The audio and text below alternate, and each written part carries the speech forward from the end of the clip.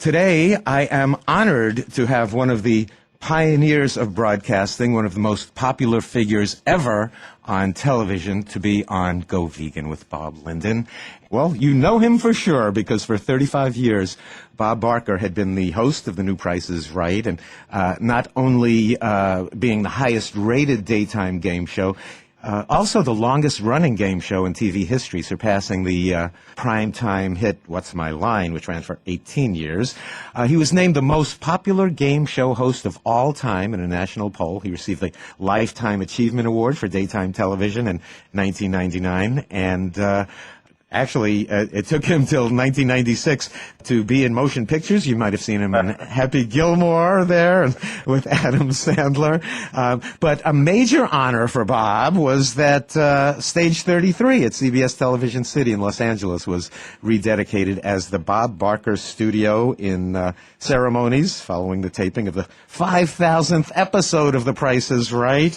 I'm somebody who's actually old enough to remember Bob. Well, he made his debut in 1956 on national television in the popular Truth or Consequences. He's named in the Guinness Book of World Records as television's most durable performer, 3,524 shows, and most generous host in television history. He's won 11 Emmys as a game show host, more than any other performer, and 2 more as executive producer of The Price is Right. It just goes on and on and on, and I guess that we could go on and on with the accolades, but then we'd never get to talk to Bob. And with all the accolades that there might be, still, with that resume, Bob could never be on this show unless there were an animal connection. And, you know, people who love animals don't eat them, they don't wear them, they don't buy products tested on them, they don't go to entertainment that exploits them. And people who love animals love Bob Barker. Bob, welcome to the show. It's a pleasure to have you with us today. Well, I tell you, I have never had a more elaborate, more lengthy, and more flattering introduction than that. Thank you, Bob. Well, Bob, if it's the truth, why not? This is a show that deals in the truth here, and well, Bob, you hit it right on the head when you said pioneer. I started in radio in 1946, and then I went on to television, and I was on national television 50 years, a half a century. Congratulations. Thank you for your service to us. And also, how did you get started in radio? I have the United States Navy to thank for it. I had been in the Navy during the War of 1812, actually World War II, and I was a naval aviator, and when I got out of the Navy, I went back to finish college. And I heard about the manager of a radio station who was crazy about airplanes. And I thought, well, now this guy just might like to have a former fighter pilot work for him. And I had never been in a radio station, let alone be on radio. But I went in and met G. Pearson Ward at KTTS in Springfield, Missouri. And I talked with him about airplanes for about a half an hour, and I had my first job in radio. And that's how I got started. And you were playing music, a disc jockey, or what? Well, my first job was writing local news and doing a 5-minute sportscast. And then I became a staff announcer, and I did have a disc jockey show, and I did anything and everything as they did in radio in those days. And I decided I'd like to stay in radio, but I didn't have the voice to be an announcer on a national level. That was those great God-given voices. Wait, I would disagree, Mr. Barker. I, as a program director in radio for many years, if I would have received a tape from you, I think you might have made the finals there. Well, I don't think so. I was all right for local radio, but I wanted to stay in radio, and I knew I had to specialize in something if I wanted to be on a national level, and I finally had the opportunity to do an audience participation show, the type of thing I did for years and years and years on television. And my wife heard it. And when I got home, she said, Barker, that's what you should do. You did that better than you've ever done anything else. She didn't say I was good. She just said I did it better than I'd ever done anything else. So we set out from that day on to get me a national radio show. And she produced my shows, and I hosted them, and away we went, and eventually we made it. Uh-huh. And then how did radio become television for you? I know I spent many decades in radio. I was hoping you might call me as your replacement, but I never got that recall regarding the Price is Right. I worked in radio in Palm Beach, Florida for a year, and we decided that if I were ever going to do anything on a national level, I had to be in New York or be in California, Hollywood, and we loved Florida.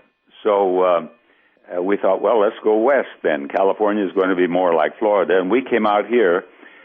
I didn't have a job. I didn't have an agent. I didn't have any contacts of any kind.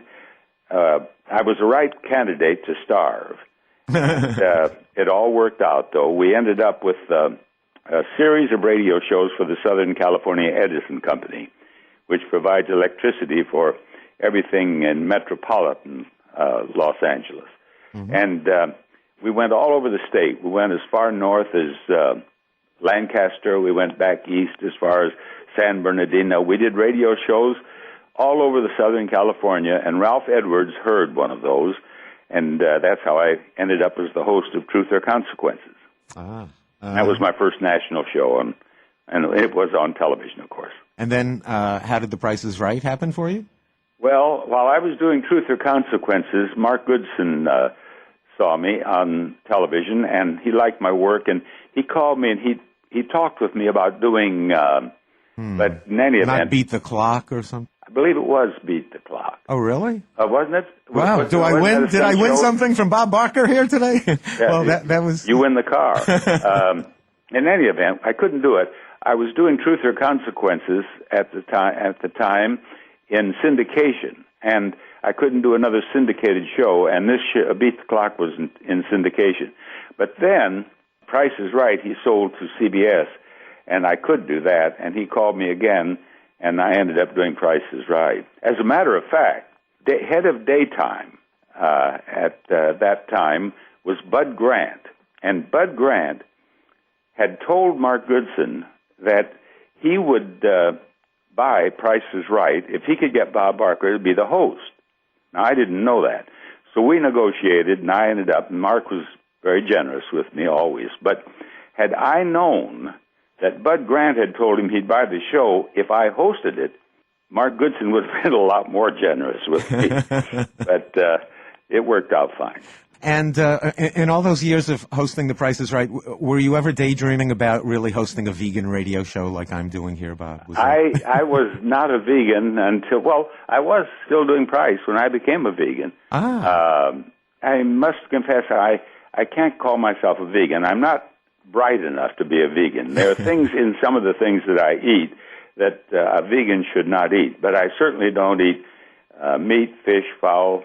I don't eat dairy products. I'm pretty good, but I'm not quite perfect, I don't think, as far as being a vegan is concerned. I have been for at least 30 years, maybe 30, between 30 and 35.